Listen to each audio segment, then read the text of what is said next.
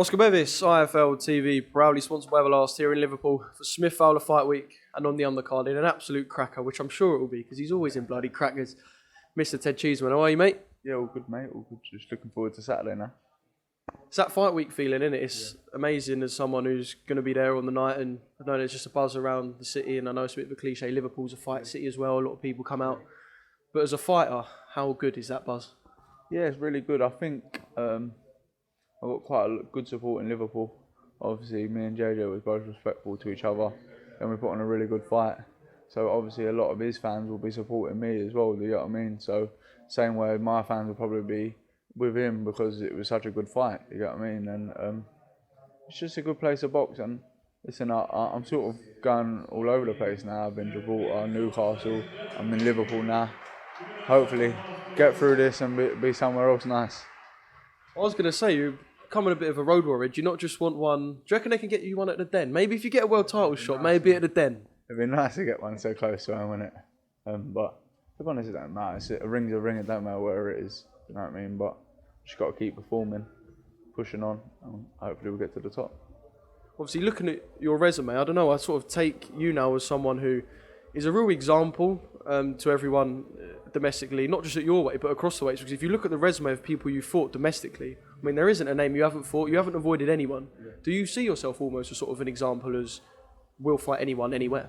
Yeah, definitely. And listen, if you're good enough, you'll come through. Do you know what I mean? And if you're not, you're not. But either way, you're gonna get respected for it, and respected as a fighter. I think that's why people like me and enjoy me and respect me. Do you know what I mean? Because they know I'm a true fighter, I'm a true professional, and I like to fight, and I train really hard to make sure I'm in really good shape to put on a good performance.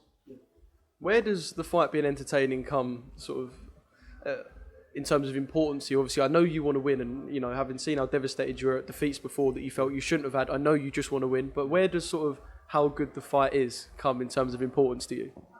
I'll be truthful, yeah, it's zero, but it just happens, isn't it? Happens. It's just one of them things. Even like inspiring sometimes. I say to the boys, my spars are always like high pace and fast, and it seems like they're a lot easier around you, like then. But it's just obviously I force fights and I pressure stuff, and I'm always making stuff happen. So it's not easy. Do you know what I mean? But if they're gonna actually fight back when I come forward at them, they're gonna fight back. So it's gonna be fire with fire. Unless I'm just going to ultimately dominate, and if I do, I'm going to try and get them out of there. So it can't help but happen. Yeah.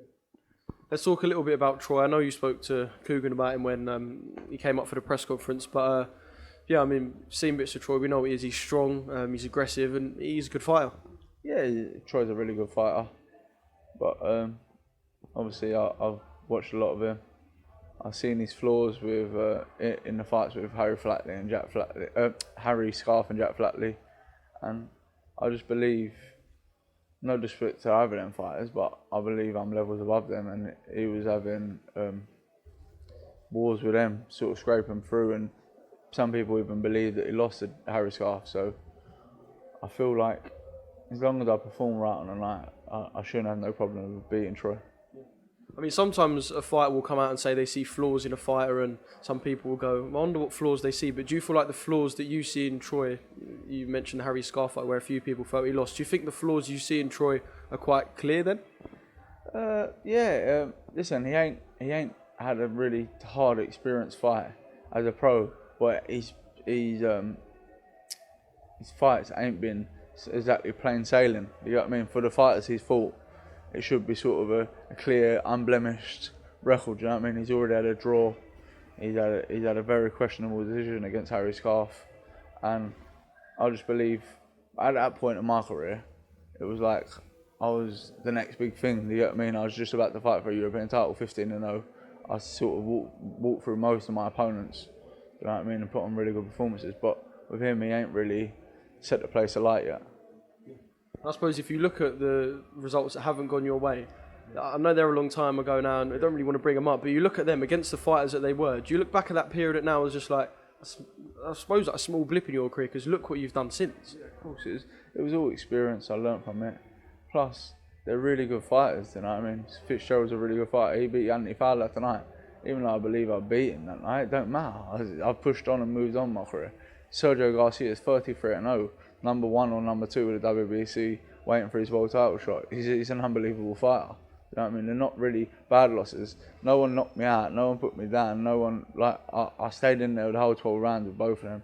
Boxed really well one of the fights. Boxed terribly the other, but I still couldn't get me out there. I still put my hands down and walk forward and say, come on, let's have it. You know what I mean? I knuckled down and get on with it. But again, it was all experience. And now I'm in a total different position in my career. Mentally, physically, in life outside of boxing. And I'm just raring to go, and I'm looking forward to Saturday. What would it take to knock you out, do you reckon? Sledgehammer? No, hopefully nothing. Hopefully a sledgehammer.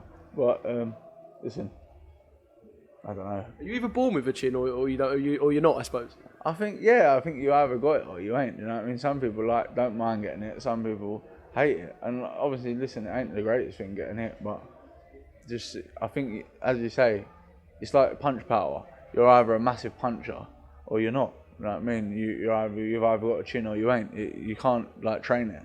Yeah. Well, you've definitely got one, so people are going to need to bring a machine gun if they're going to knock their Cheeseman out. It's a massive bill for a £154 division as well. Have you got your eyes potentially on the man or the winner from the main event, should we say? Because kind of looking at it as the winner of you and Troy and the winner of the main event could potentially fight as an eliminator for a world title.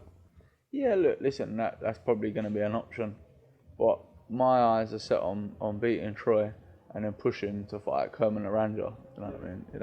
That's my target. I'd like to go out to Bilbao in that crazy arena that everyone gets scared in the hostel. Couple little Millwall mob in the corner. Yeah, and go out there and fight him. But obviously I've got to get past Troy Williamson first. But that's my plan.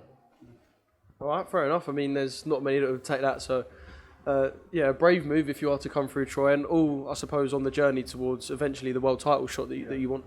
Yeah, look, I'm full for the IBF now. If I win this fight, I'll probably push into the top 3. Then after that, whatever fight I have is going to push me into the top 2. So I just got to keep pushing on. I've got to keep performing. That's the main thing. Performing and winning. As long as I do that, you can only go in the right direction.